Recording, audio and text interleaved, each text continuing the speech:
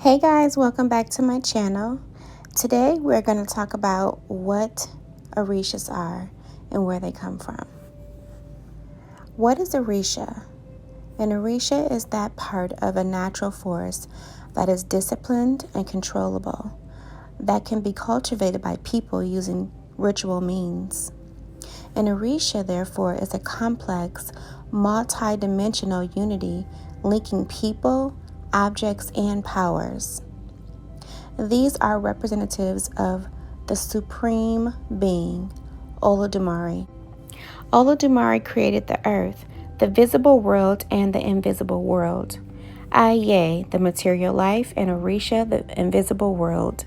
Aye means spirit of all creation in Yoruba cosmology.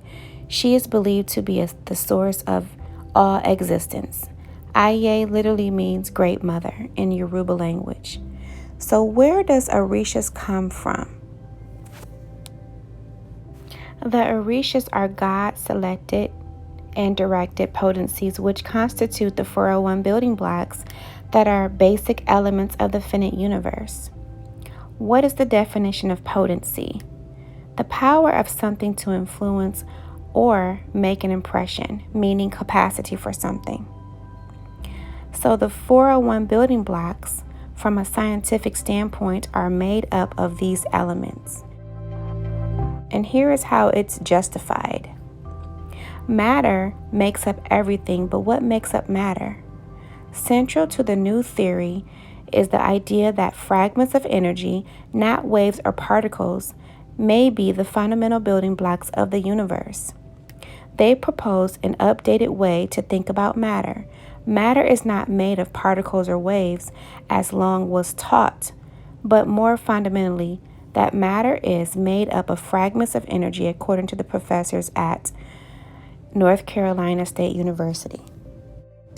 According to this study, the ancient Greeks conceived of 5 building blocks of matter from bottom to top: earth, water, air, fire, and ether. Ether was the matter that filled the heavens and explained the rotation of the stars, as observed from the Earth vantage point. These were the first, most basic elements from which one could build up a world. Their conception of the physical elements did not change dramatically for nearly 2,000 years.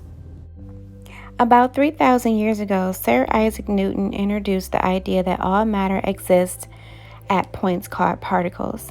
150 years after that, James Clerk Maxwell introduced the electromagnetic wave, the underlying and often invisible form of magnetism, electricity, and light.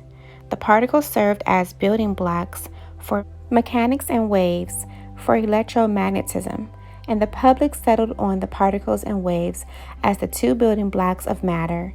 Together, the particles and waves become the building blocks of all kinds of matter. This is where the Orishas came from, the elements that make up the building blocks of the finite universe. The word Orisha is related to several other Yoruba words referring to the head. The main one, Ori, refers first of all to the physical head on top of a person's body. This visible Ori, however, serves as a vessel for an invisible Ori, the Ori Inu. An internal head is what they call it, the indwelling spirit of a person and the kernel of that individual's personality. The Ori Inu exists before birth. It comes from God and determines an individual's character and fate.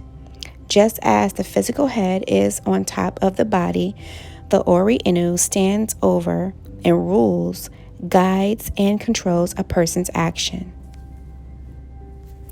The witnessing object for the Ori Inu is a shrine for the head called Ile Ori, House of the Head, which we just saw, a pointed crown-like container covered with cowrie shells, whose white color indicates purity and good character.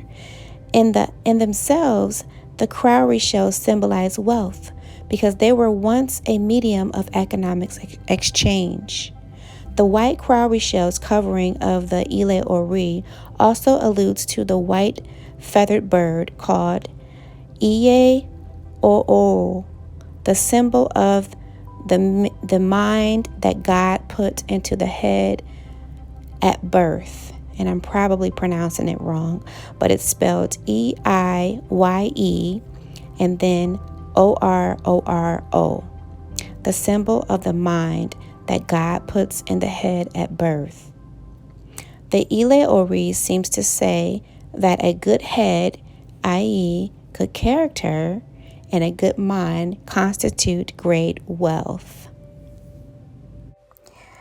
Now we are talking about the great ancestors from the very beginning of the time. The ancestors were the corporal and now concealed spiritual reflections of these divine principles. They are the children of Orisha.